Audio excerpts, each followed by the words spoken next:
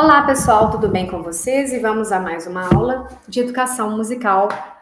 E hoje nós vamos falar um pouquinho, eu estou adiantando a matéria do nosso guia, e também aqui no caso do ao vivo, é para a gente colocar um pouco mais de curiosidades nas aulas gravadas, né, para não ficar o mesmo conteúdo.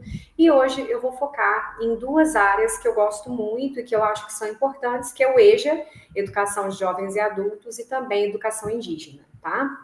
É claro que de uma forma muito superficial, mas só para a gente ter uma noção. O nosso guia dessa de educação musical de formadores, ele é bem eclético, né? Ele pega um campo muito amplo da educação musical. Então, a gente corre muito dá uma pincelada aqui, outra pincelada ali, fala de tal educação, de tal, mas tudo de uma forma muito rápida e muito sucinta, por conta aí da nossa correria do modular. Mas dando um clique, né, uma dica, eu acredito que vocês vão conseguir pesquisar outros materiais e vão conseguir aprimorar, tá? Vamos falar primeiro do EJA, né? A gente tem falado um pouco da dificuldade que alguns professores têm na execução de jovens e adultos, principalmente no caso dos adolescentes. A gente falou na aula passada um pouco focado nos adolescentes, mas uma turma específica deles. No caso do EJA, ele mistura muito, né? Ele vai desde um jovem de 20 anos que no período escolar não teve oportunidade por conta de trabalho, ter que ajudar a família no sentido financeiro, ele abandona os estudos e depois ele resolve retornar. Então, ele já está com 20. Mas nessa mesma sala de aula, pode ter uma senhora de 60 anos que quer ajudar o netinho na escola, e a gente acha isso sempre lindo, né? Que tem muitos casos semelhantes familiares, que às vezes a vovó que tem ficado com os filhos, né, com os netos, para poder ajudar nesse processo de educação, que hoje os pais, tanto o homem quanto a mulher, trabalham muito. E é onde fica essa turma muito eclética, né? É uma mistura de raízes, é uma mistura de culturas, porque você pega extremos muito grandes. Um jovem de 20 anos misturado com, às vezes, uma jovem idade de 65, de 60, de 50 e poucos anos. Então, é um dos processos que, às vezes, o pessoal tem uma certa dificuldade, principalmente no trabalho artístico, é por conta dessa questão de diversidade de faixa etária. E a gente vai tentar pincelar um pouco aqui sobre isso, né? A educação de jovens e adultos, o EJA no Brasil, ele passa a se constituir uma modalidade de ensino, tendo diretrizes curriculares nacionais regulamentadas pelo Conselho Nacional de Educação, através da aprovação do parecer número 11 de maio de 2000. Então, é reconhecida textualmente como uma dívida social não reparada, com os que não tiveram acesso nem domínio da escrita e leitura, e como bens sociais na escola e fora dela. É claro que, assim, não dá para colocar e enxugar 9 anos em pouco tempo. Então, qual que é a prioridade do EJA? Leitura e matemática. Então, fazer conta, regra de 3, proporção de valores, escrever, né, ter esse acesso à leitura e à escrita, à alfabetização, é o principal. É claro que vai trabalhar uma geografia, vai trabalhar uma história, vai trabalhar outros conteúdos, mas o foco principal é esse. Já pela Constituição Federal de 1988, o direito à educação de pessoas jovens e adultas passou a ser contemplado. E segundo essa Constituição, o Estado é que tem que assegurar a provisão pública de ensino fundamental obrigatório e gratuito, inclusive para os que não tiveram acesso na idade própria. É uma Constituição, né? E a Lei de Diretrizes e Bases de Educação Nacional, 9.394/96, atribuiu à EJA o status de educação básica destinada aos que não tiveram acesso. Tá? Então, a gente teve uma mudança na Constituição ao longo dos anos, isso tem sido reformulado, inclusive por conta da BNCC, alguns documentos foram restituídos, outros foram reformulados, né? Hoje a gente tem as inteligências socioemocionais que são trabalhadas e que antigamente não dava muita importância a esse sentido. Então, aqui no caso do EJA, a gente ainda sofre mudanças. O que a gente está comentando agora, pode ser que daqui a um mês, né, eles votem numa nova lei e seja novamente colocado um novo artigo, não sei, alguma coisa com relação à parte política, tá? E a função primordial, então, é oferecer escolaridade aos que não tiveram acesso ou continuidade à educação básica, indivíduos das classes populares em quase sua totalidade, favorecendo deste modo a inclusão social dessas pessoas no exercício da cidadania plena. Então, às vezes, a pessoa engravida, né? Aí tem que cuidar da criança, o marido que trabalha, a pessoa fica em casa. Aí começa, de repente, a trabalhar, coloca a criança na creche, e nessa confusão toda, às vezes a pessoa vai adiando cada vez mais esse diploma. Então, o EJA está aí para solucionar e dar uma oportunidade para essas pessoas. Tá? Ele compreende processos e práticas pedagógicas que tratam de aquisição e ou aprofundamento de conhecimentos básicos, de competências técnicas e profissionais ou habilidades socioculturais desenvolvidas dentro ou fora de ambiente escolar. Aí vocês devem estar perguntando, mas então se a gente está trabalhando essas habilidades socioculturais, eles têm aula de arte, eles têm aula de música. Infelizmente, não, tá? Se a escola resolver colocar como um complemento, né, e quiser colocar algum tipo de projeto ou algo referente, é muito bem-vindo, mas não é obrigatório, não existe a grade artística, né, a parte de arte ou de música para o EJA. Tá? O que a gente vê são professores, principalmente de arte ou de português, que às vezes desenvolvem projetos que podem desenvolver mais esse lado artístico e trabalhar um pouco mais com música. Então, como eu disse, às vezes falta também um interesse do profissional de colocar um projeto político-pedagógico para a supervisão da escola, para que aprove. Então, se não tem projeto, não tem porquê ter uma coisa diferente, certo? Então, cabe a vocês aí refletir um pouco sobre isso. Se na sua comunidade tem um EJA e você, de repente, quer fazer um estágio lá, coloca um projeto interessante do qual a supervisão, a direção da escola, de repente, vai ter interesse de ajudar essas pessoas. E dessa forma, está dividida em várias vertentes, né? Então, uma vai tratar dos processos educacionais, que são realizados fora da escola, locais de trabalho, instituição religiosa, organização comunitária e sindicato, ONGs, né? E a outra diz respeito a processos educacionais realizados na escola. No caso aqui, tá? A gente pegou um documento do Rio Grande do Sul, e tem um nome específico, que é daquela região. Então, como eu disse, a lei é única, mas algumas propostas podem ser específicas de cada região. Tá? Assim como um projeto musical também como complemento para essas pessoas. E as relações entre gerações estão permeadas por transições, transmissões, transformações e rupturas, e podem, de acordo, né, com Forquim, ser discutidas em dois sentidos. Então, de um lado, a gente tem a interação de geração diferente, como nós comentamos, crianças e adultos, jovens e menos jovens, e de outro sentido de relação que as gerações atuais mantêm simbolicamente com o passado. São as alterações estabelecidas entre estudantes de diferentes gerações que constituem o EJA. Então, dá um pouco de trabalho no plano de aula? Sim. O planejamento é complicado? Sim. Mas vai depender também da forma de condução do profissional atuante para que essa aula fique interessante, para que realmente tenha uma fluência artística, mesmo que seja na aula de português, que seja um complemento, para que aquilo faça um significado interessante para esses componentes. O fenômeno social da compartimentalização de espaços sociais mais voltados às pessoas de determinada categoria de idade ou de geração é recente na história da sociedade. Então, na sociedade contemporânea, ela tem surgido vários lugares direcionados para diferentes faixas etárias, né? Gerações mesmo, para concluir. Nesse período atual que a gente está vendo aí da política de diversidade, de uma série de mudanças, eu acredito que isso está mais tranquilo, mas há um certo tempo atrás, os profissionais encontravam grande dificuldade de aplicação das disciplinas por conta disso. Então, por exemplo, os bailes funks, as festas raves, né, os bailes da terceira idade, universidade para a terceira idade. Então, desse modo, as coisas se passam como se sempre tivessem sido assim. Jovem de um lado, criança de outro e idoso de outro. E hoje a gente tem que pensar que não funciona mais dessa forma, né? A gente tem uma mistura de todos os tipos.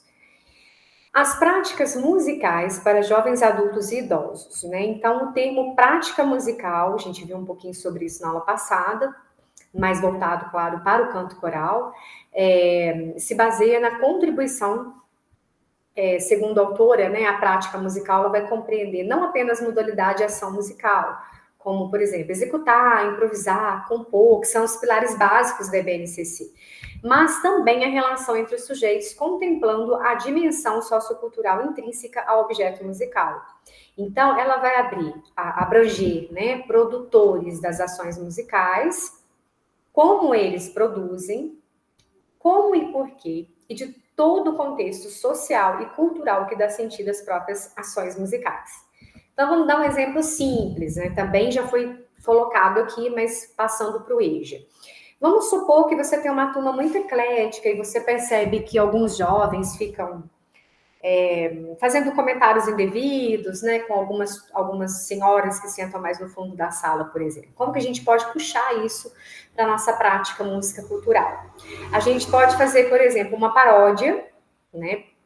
Aí vem o bom senso de escolher, de repente, uma música que é voltada para a terceira idade, mas que os jovens também conheçam, afinal de contas, muitas músicas são regravadas todo o tempo, né? Então, buscar, de preferência, uma que vai abranger tanto o público da terceira idade como o público jovem, porque às vezes o jovem escuta aquela música de um determinado cantor sertanejo, ou country, né? E ele acha que é aquele cantor que fez a música, quando na verdade não é, isso é uma regravação de uma canção já antiga. Aí você pode buscar, né, o autor, explicar para eles e comparar também, mostrar a versão antiga e mostrar a versão atual para eles verem. Né? Então, esse tipo de coisa pode amenizar um pouco essa diferença das gerações aí, né, da idade. No caso dessa tese, que depois eu vou falar com calma para vocês o título, caso alguém tenha interesse de olhar com calma, eles colocam as aulas de uma seguinte forma, no caso da música para o EJA. Eles colocam oficina instrumental, aula de oficina de aperfeiçoamento do uso e recurso vocal. Então, aqui está um pouco parecido com o canto coral, mas não especificamente, tá? É um aperfeiçoamento do uso da voz, não especificamente aquela obrigatoriedade de montar coral. A oficina de coral cênico, porque a parte teatral, né, a parte cênica, ela ajuda muito na interpretação, na questão da timidez, né, e também até nessa interação de gerações. E depois a oficina de improvisação. A improvisação, gente, ela é um dos itens primordiais, não só, né, mencionado por Suane, que tantos outros educadores musicais, mas ela faz parte do PCN, ela faz parte da BNCC, dos parâmetros, e aqui na EJA também a gente consegue ver a importância que é o trabalho da improvisação. Nós já falamos sobre isso dentro da musicoterapia. Então, qualquer tema relativo à educação musical ou às aulas de música, né, uma educação musical terapêutica, ela vai ter como eixo a improvisação. É um processo muito importante. Repertório nas aulas e oficinas. Então, nesse contexto, para lidar com a pluralidade de práticas musicais dos estudantes e de distintas gerações, se faz necessário sim romper com a homogeneização e hierarquia nos mundos, gostos e identidades, bem como assumir os estudantes como seres culturalmente identificados, e é a diferença que vai possibilitar o exercício de alteridade entre os sujeitos, como a gente já comentou. Né? Buscar algo que possa ligar essas gerações. O que eu posso fazer para chamar atenção, não ofendendo uma geração nem outra e fazendo com que todo mundo, não 100%, mas que a maioria tenha um certo interesse de participação na minha aula. O que eu posso fazer? Né? Aí tem uma fala que eu achei bem interessante, desculpe ter ficado meio extenso aqui no PowerPoint, mas só para a gente refletir, que fala assim: aquilo que era considerado um jovem envelheceu, mas sem afastar, pois continua a ser visto como jovem. Os novos adolescentes. O caso da música rock, vamos pegar o rock como exemplo, gente, porque realmente ele une gerações, e a gente viu isso até na questão aí atualmente da Madonna, né? Ele une gerações mesmo. Então você vai ver uma avó, vai ver um filho, vai ver um neto, todo mundo curtindo esse tipo de show, porque o rock, pelo fato dele ter uma valorização muito grande pelo repertório antigo, ele consegue unir gerações. Então nós estamos citando como um dos exemplos de gênero musical que pode mais, além daquele sertanejo, né, que a gente citou, que pode unir essas gerações. Então, se você pegar, por exemplo, uma música, um trechinho do Rolling Stones, só para citar um exemplo de banda conhecida, não importa se é anos 60, 70, 80, 90, mas uma numerosa plateia de pessoas, inclusive de adolescentes, vão assistir. Mas, ao contrário da uniformidade etária, né, do palco dos anos 60, a plateia do 90 mistura pessoas de 13 com de 50. Se vocês forem perceber esses shows aí dos anos 90, a gente já tem uma união muito grande de geração, o que não acontecia tanto na década de 70. Apesar, né, de continuar sendo um símbolo jovem, já tem cabelos brancos, e essa promiscuidade intergeracional cria dificuldades que, entre outras épocas, eram menos claras, mas não inexistentes. Para se tentar identificar, os jovens, a partir de determinado padrão de consumo, né, então, por exemplo, o consumo do rock ou pertencimento a determinados grupos, como o grupo dos roqueiros, ou investimento em determinados ciclos, né? Então, o rock, ele ainda pode também ser uma das questões que pode ajudar nesse sentido do EJA, não só do EJA, mas para qualquer tipo de trabalho que vocês venham a fazer, voluntário ou não, no qual você tenha um público de diferente faixa etária, tá? A educação do EJA é um campo fértil para o debate intergeracional, por se tratar de um espaço escolar socialmente mais heterogêneo do ponto de vista das idades dos estudantes que a constituem. É claro que, vamos supor que você faz um projeto específico aí para a sua igreja. Talvez não seja muito diferente do EJA, né? Você vai oferecer lá um curso básico de elementos da música, por exemplo. Então, vai aparecer ali, às vezes, alunos de 13 anos, 14 anos, e a gente vê muito isso forte nas igrejas, né? É só você olhar para a banda. Então, às vezes, a gente tem um vovô que vai tocar trompa e o filho dele toca saxofone e o neto está começando a tocar flauta, está começando a tocar o teclado, mas ele também faz parte da banda. Por quê? Por uma questão de geração, né? Uma questão de carinho, de respeito cultural pela família estar muito presente naquela banda, naquele coro, né? Então, através de experiências musicais entre jovens, velhos e adultos, as diferenças, similitudes explícitas ou ocultas, é uma relação de sociabilidade. Então, na música, a gente vê isso com muito mais clareza, talvez, do que na dança ou outras circunstâncias, né? Na dança também a gente vê, mas na música eu acho que mais. Se você observar uma orquestra, se você observar um grupo musical da igreja, como eu disse, ou de uma comunidade, às vezes você vai ver vó, pai e filho juntos tocando no mesmo local. E isso é uma coisa muito interessante, né? Uma das questões de maior amplitude que a arte pode conceber, né? Bom, alguns pontos que eu coloquei aqui, tá, gente, foram tirados da Música na Educação de Jovens e Adultos, um estudo sobre práticas musicais entre gerações, de Maria Guiomar de Carvalho Ribas. Caso você tenha interesse, é só colocar no Google que você vai puxar a tese completa, tá bom? Mas vamos em frente? Falar um pouquinho do indígena, né? Fala assim, mas é muito difícil, né? Eu vou trabalhar a cultura indígena superficialmente só no Dia do Índio. Não, não necessariamente, né? Você pode fazer uma pesquisa específica, selecionar o repertório, claro que esteja compatível com a idade que você vai trabalhar, e você pode fazer uma referência do valor espiritual das peças que são retiradas da natureza. Ao ser perguntado se essas canções servem para a consagração das peças. Aqui é uma outra tese, tá, gente, no qual o Valdir, ele vai até, né, essa tribo e faz todo um campo de pesquisa em cima, ele tenta levar um pouco da nossa cultura para a tribo e também resgatar um pouco deles para contar para a gente, tá? Vamos resumir aqui. Então, o que eu achei bem interessante é que ele fala que muitas das músicas, e até das roupas, da vestimenta, e a forma de comportamento faz parte de um ritual, tá? É uma questão religiosa mesmo. Então, às vezes a gente fala assim, pensa, né, numa certa atitude, como raspar a cabeça, por exemplo, de uma jovem, e a gente pode, né, não conhecendo a cultura, achar aquilo agressivo, mas quando, na verdade, tem todo um significado espiritual, tá? Então, no caso, a consagração, ela é feita quando tudo que será utilizado for colocado dentro da casa da moça nova. Então, o pajé, em um dia determinado, faz essa consagração. Os instrumentos são utilizados conforme o clã. Olha que interessante. Se uma menina fizer parte de um clã, como se fosse um bairro, um grupo, né, específico, se fizer parte do clã com pena, é tucano e arara. E um instrumento é casco de tracajá. Mas se a menina for de um outro clã, que é o clã sem pena, vai usar maguari, saúba e havaí. E utiliza uma pequena flauta que é feita de osso. Olha que interessante, né? Então, um mesmo sentido, né, de ritual, ele é utilizado em instrumentos diferentes, às vezes até roupas diferenciadas, de acordo com o clã que essa moça participa. Aqui está falando daquela transição da menina para moça, né? E eles veem isso de uma forma muito interessante, tá?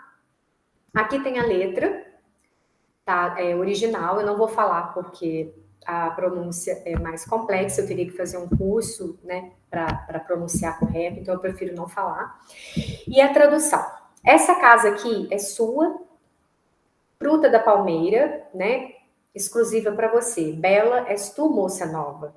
O diabo, mau espírito do duende da mata, judeu, te tentará, se o pajé não invocar o espírito do Deus.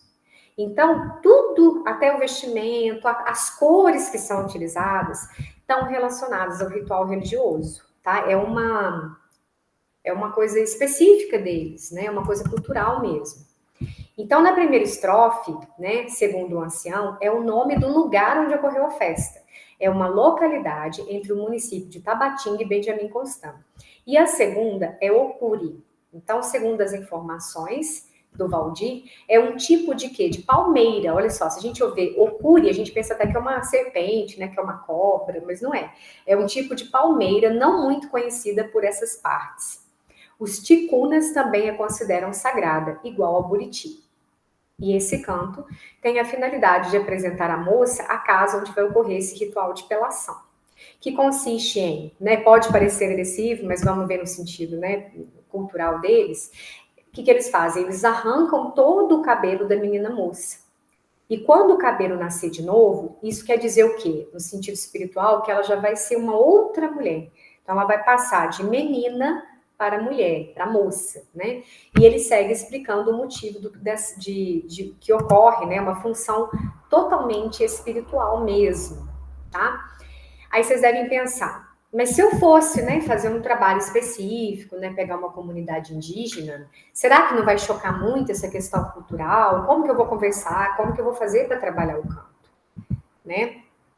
Então, no caso desse autor, né, o canto ele utilizou canções que ele conhece, canções conhecidas entre as crianças brasileiras e também são comuns entre os indígenas em Tabatinga. E no segundo momento, ele utilizou canções que estavam mais relacionadas às questões da escala musical. Então, foi uma escolha pessoal dele. Ele achou que além de resgatar essa parte cultural, eles deveriam conhecer o nome das notas, trabalhar as notas musicais, tá? Foi uma espécie de didática que ele quis utilizar, tá? Então, ele começou partindo da altura fixa do dó, na extensão do dó médio, né?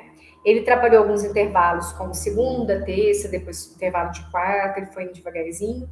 E a canção que ele escolheu foi essa canção aqui, que é a canção da autora Cecília Cavalieri, que inclusive é mineira, né, de Belo Horizonte, e ela tem uma cantiga que é interessante para trabalhar a vocalize, que se chama Maria Fumaça.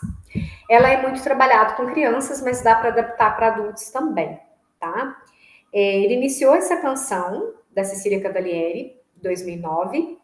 A autora utiliza a técnica conhecida como paisagem musical. Então, no caso do livro da Cecília, ele fala dessa curvatura como se fosse o caminho, né, a passagem lá do trem.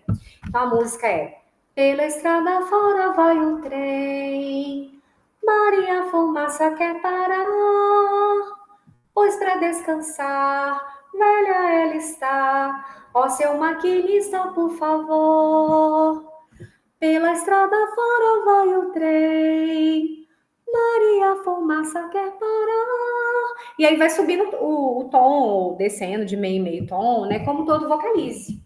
Se a gente for olhar isso em termos de partitura, né? Geralmente o canto é em dó, tá? Que embora que a partitura tá em sol, vocês vão ver que é um arpejo. Então, qual que é o sentido da paisagem musical? Ela fala que você não precisa escrever uma partitura, você pode fazer um desenho, né? Subindo, descendo, utilizar setas, arcos. Inclusive, ela fala da questão do bonde, do Pão de Açúcar, né? Como referência de montanhas. No caso de Minas, a gente pode pegar também algumas regiões montanhosas, para ilustrar essa questão da subida e descida de sós. Então, no caso do autor, foi a música, né, a cantiga, que por ser de letra curta, né, e não muito difícil de entendimento, ele escolheu para iniciar esse trabalho com o canto, tá? Após o trabalho com técnica vocal, ele abordou respiração diafragmática, impostação de voz, posições e demais técnicas. E a dificuldade que eles tiveram em pronunciar, é claro, ele teve que falar mais vigorosamente o texto para que eles compreendessem mesmo essa canção. E o projeto contou com a ajuda de tradutores da língua portuguesa para a língua ticuna. Aí depois ele fez uma coisa bem legal, ele pegou a letra original, né? Pela estrada fora vai o trem. E eles fizeram uma cantiga do mundo deles, do perfil, do estilo da tribo. Então eles colocaram: lá vai a canoa pelo rio, vou pegar minha rede pra pescar, um tucunaré, pacu e bodó. Aí depois eu não sei falar. Piauí e Jaracuí. Eu tô com medo de falar errado a pronúncia dessa palavra. Então, olha que legal. Ele pegou, o autor pegou uma letra que já existe, né, e fez uma segunda versão. Não chega a ser uma paródia, mas ele fez uma versão, o quê? Dentro da realidade deles, de vida dos estudantes, né, que ficou bem legal. E depois ele fez uma transcrição, tá, de algumas cantigas que são específicas deles, como se fosse folclórica, mesmo, que eles cantam muito, cada uma tem um significado para um momento específico, né? Então vem chuva chovendo. Ele fala que até alguns momentos, gente, pode ter tido erro de grafia por conta de ter sido uma transcrição. E essas cantigas foram passadas de geração em geração, então pode ter sofrido algum tipo de modificação.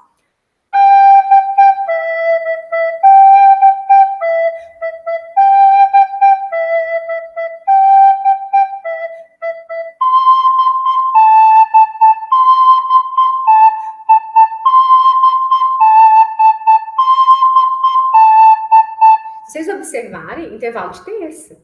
Olha que interessante. Eles não sabem o que é intervalo de terça, mas a cantiga deles, uma das que as crianças mais cantam, está exatamente dentro de um dos intervalos mais indicados pelos educadores, inclusive o Kodály. Olha que interessante, né? Aí vem chuva chovendo, goteira pingando, mamãe abre a porta que estou me molhando. Então foi uma transcrição, tá? Uma palavra ou outra pode ter sido modificada aí. Depois tem o sabiá, né?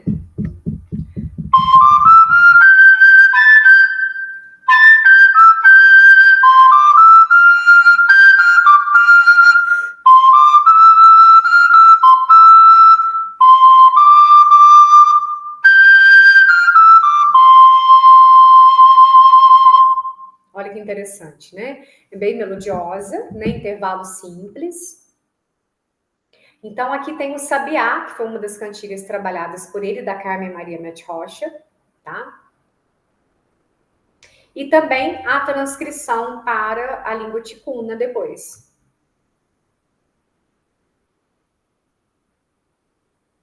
Aí ele já misturou um pouco mais de notas com a letra mesmo poética. Esse aqui é o Cachorro da Vovó. É uma canção super popular lá, como se fosse borboletinha aqui no Brasil, né? E é uma canção que aldeia, né? Cantada nas escolas, na igreja, nas casas, eles cantam muito. É uma música infantil.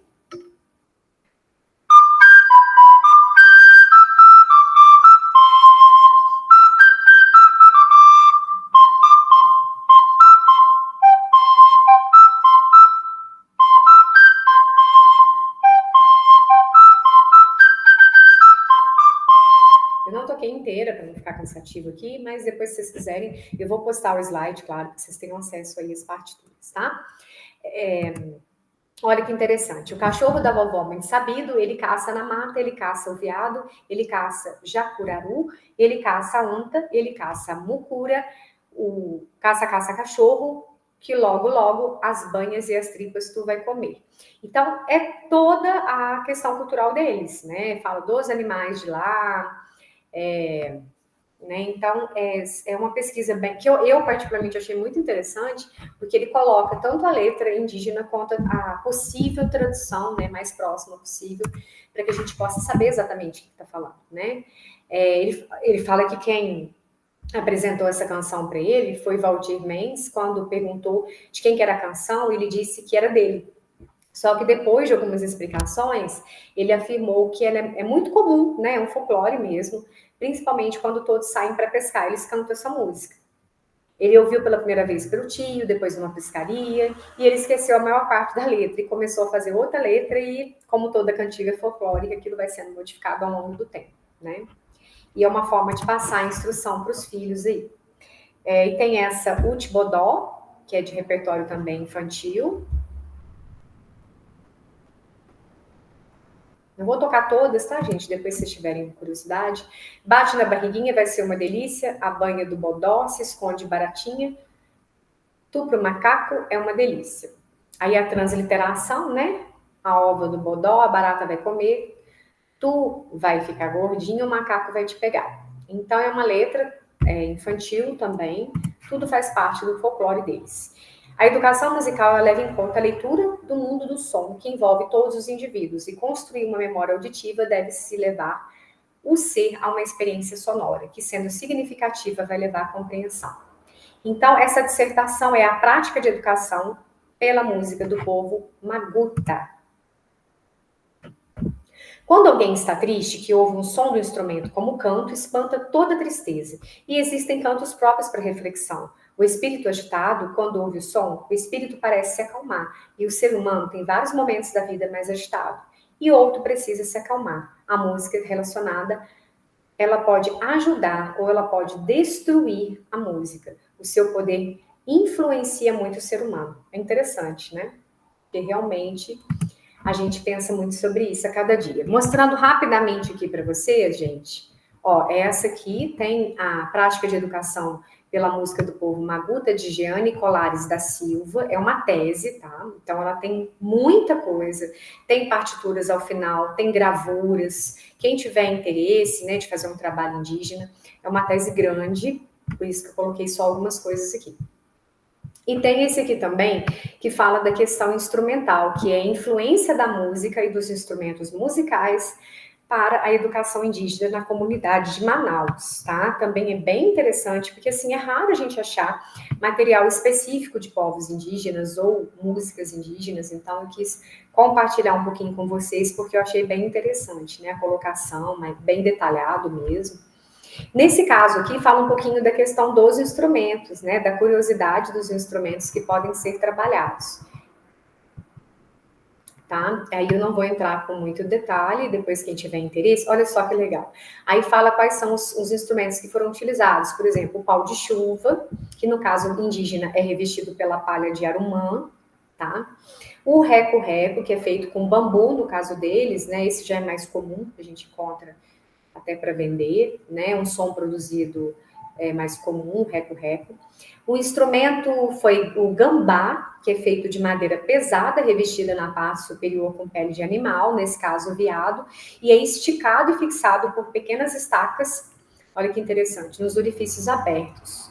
Então, tem alguns instrumentos que são não muito conhecidos. O inhambé, que lembra um chocalho, né, preso próximo aos joelhos, e é utilizado no ritual da tucandeira. Então, o rapaz, ao bater o pé, o inhambé produz esse som que vai expressar a dor sentida na fala do entrevistado. Quando ele bate o pé, o inhambé balança como expressão de dor, que ele não pode chorar. O homem não pode gritar, né? Então, ele faz isso através do instrumento, tá? E eles têm também uma buzina que é feita de bambu e tem a forma de tubo. Então, quem tiver interesse também, ó, para depois, né, pesquisar alguns instrumentos diferentes ou mostrar para os alunos, não só no Dia do Índio, mas de repente fazer um projeto, fica aí a dica, ok? É claro que a gente tem muito mais coisa, pessoal, mas a gente não vai ter tempo hábil para trabalhar tudo isso. No mais, se alguém tiver alguma dúvida, eu estou à disposição. Um abraço e até a próxima!